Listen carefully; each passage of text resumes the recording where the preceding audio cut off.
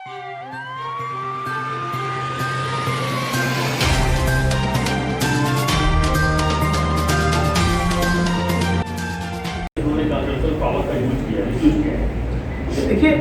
कुल मिलाकर दोनों मतलब सुप्रीम कोर्ट का जजमेंट और हाई कोर्ट का जजमेंट, ये दोनों हम देखें तो क्वालिफाई करता है एब्यूज ऑफ पावर और एक प्रकार से क्वालिफाई भी करता है कि कॉन्स्टिट्यूशनल मशीनरी का ब्रेकडाउन है। जिस प्रकार से दोनों जजमेंट्स में बात कही गई है, लेकिन बावजूद इसके हमारी ऐसी मांग नहीं है कि यहाँ पर राष्ट्रपति शासन लगाया जाए। मुख्यमंत्री ने जिस तरह से धमकियां दी है उसका आप विरोध कर रहे हैं। आपने कहा कि आपके परिवार को व्यक्तिगत तौर पर टारगेट किया है। अगर शिवसेना के नेता अगर इतनी नीचे स्तर पर जाते हैं तो क्या बीजेपी के नेताओं को भी किसी परिवार के सदस्य को टारगेट करना चाहिए? एक दूसरा सवाल है, लव जिहाद का मुद्दा बीजेपी महाराष्ट्र में उठाया था। उन्होंने कहा कि गोवंश हत्या को लेकर पूरे देश में लागू की जाए, क्या आप उसका समर्थन करते हैं? देखिए, पहली बात तो यह है कि भारतीय जनता पार्टी ये मानती है कि व्यक्तिगत रूप से किसी के भी परिवार को टारगेट नहीं किया जाना चाहिए, लेकिन परिवार से अगर कोई राजनीति में है तो उसके ऊपर राजनीतिक प्रश्न तो उठाया जाए, व्यक्तिगत प्रश्न नहीं उठाया जा सकता। लेकिन परिवार के जो लोग राजनीति में नहीं है, साधारणतः अगर वो कोई बहुत क्रिमिनल एक्ट करते तो अलग बात है, अदरवाइज उनको टारगेट करना ये बिल्कुल गलत है और ऐसा हमारे यहाँ कभी होता नहीं है। दूसरा, गो हत्या बंदी कानून ये जो महाराष्ट्र में हमने भी बनाया, देखिए directive principles of state policy में संविधान में ये कहा गया है कि राज्य गो हत्या का कानून बनाएंगे। ये राज्य की जिम्मेदारी है, जिन राज्यों को लगता है उन राज्यों ने उसको बनाया है। और मुझे आश्चर्य लगता है, देखिए परिस्थितियां कैसी बदली कि आजकल संजय राउत साहब कहते हैं बिहार कानून बनाएगा तो महाराष्ट्र कानून बनाएगा, और मुख्यमंत्री जी कहते हैं कि बंगाल ने जो किया वो हम करेंगे। तो बिहार और बंगाल का फॉलो करना पड़ेगा महाराष्ट्र को, तो ये तो बड़ी महाराष्ट्र की शान बढ़ रही है भाई साहब। सर आपने सामना वाले बोल दी, सामना वाले जिस तरीके से आपने कहा है कि देखिए, इस सरकार को 1 साल पूरा हुआ और 1 साल की इस सरकार की उपलब्धि अगर कुछ होगी तो हमारी सरकार ने शुरू किए हुए कामों को स्टे देना। इसके सिवाय इस सरकार ने 1 साल में कोई काम नहीं किया। आज किसानों के ऊपर बहुत बड़ा संकट है। पूरे महाराष्ट्र में कहीं पर चक्रवात के कारण, कहीं पर असमय बारिश के कारण, कहीं पर बाढ़ के कारण किसानों की फसल पूरे तरीके से खत्म हो गई। जो मुख्यमंत्री जी कहते थे हमको मुख्यमंत्री बनाने का वचन दिया, वो वचन तो उनको याद रहा, लेकिन उन्होंने किसानों तक जाकर जो वचन दिया था कि आपको 50,000 रुपया और 25,000 रुपया हेक्टेयर हम मदद करेंगे, वो वचन मुख्यमंत्री भूल गए और किसानों को हाशिए पे छोड़ दिया गया। ये परिस्थिति 1 साल में महाराष्ट्र को दिखाई पड़ती है और एक अघोषित आपातकाल महाराष्ट्र में दिखाई पड़ता है।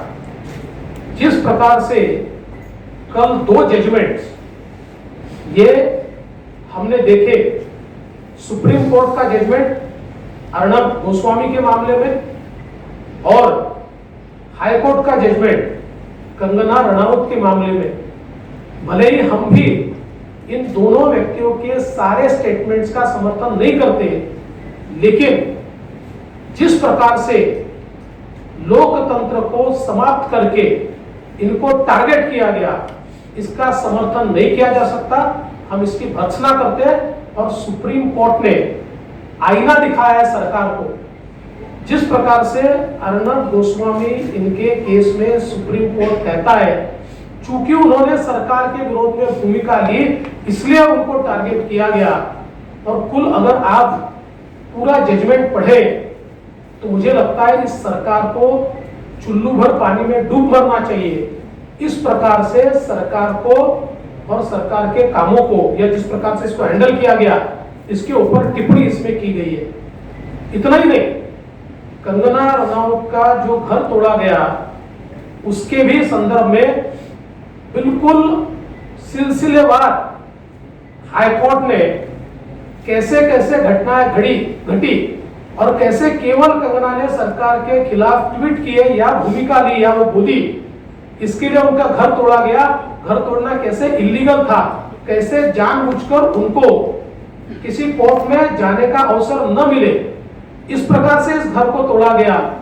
ऐसी सारी चीजें सिलसिलेवार लिखी है और साथ साथ शिवसेना के नेता श्री संजय राउत, इनके बारे में भी टिप्पणी इसमें की गई है कि एक सांसद होते हुए इस प्रकार का उनका व्यवहार अशोभनीय है।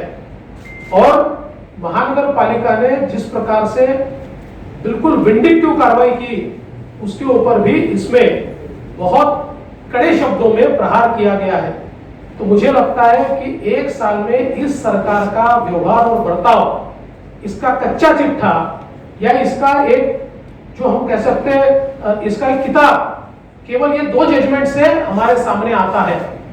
और इतना ही नहीं, तो अलग अलग प्रेस के लोगों पर, मेरे पास तो लिस्ट है कितने पत्रकारों के ऊपर कार्रवाई की गई, इसकी लिस्ट मेरे पास है। कितने सोशल मीडिया एक्टिविस्ट के ऊपर कार्रवाई की गई। तो एक अघोषित आपातकाल, सरकार के खिलाफ बोलोगे तो जेल में जाना पड़ेगा।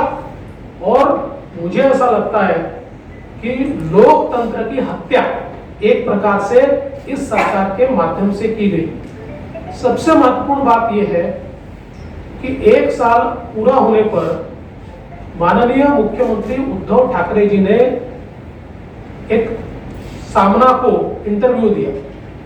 हम ये अपेक्षा करते थे कि पिछले 1 सालों में हमारे सामने क्या चुनौतियां आई, उन चुनौतियों को हमने कैसे पूरा किया, 1 साल के हमारे अचीवमेंट क्या है और आने वाले 4 साल का हमारा रोड मैप क्या है, किस प्रकार से महाराष्ट्र को हम विकास की ओर ले जाना चाहते हैं। ऐसी सारी चीजें इस इंटरव्यू में वो बताएंगे, क्योंकि मैं भी मुख्यमंत्री था, मेरे पहले भी थे अलग अलग राज्यों के मुख्यमंत्री मैंने देखे। जब उनका 1 साल पूरा होता है, कोई भी साल पूरा होता है, तो इस प्रकार से वो क्या किया ये बताते हैं और क्या करेंगे ये बताते हैं। परंतु हमारे मुख्यमंत्री जी का इंटरव्यू पहले से लेकर आखिर तक केवल धमकियां देने में समाप्त हो गया। वो केवल धमकियां दे रहे थे, विरोधकों को दे रहे थे, अन्य लोगों को दे रहे थे।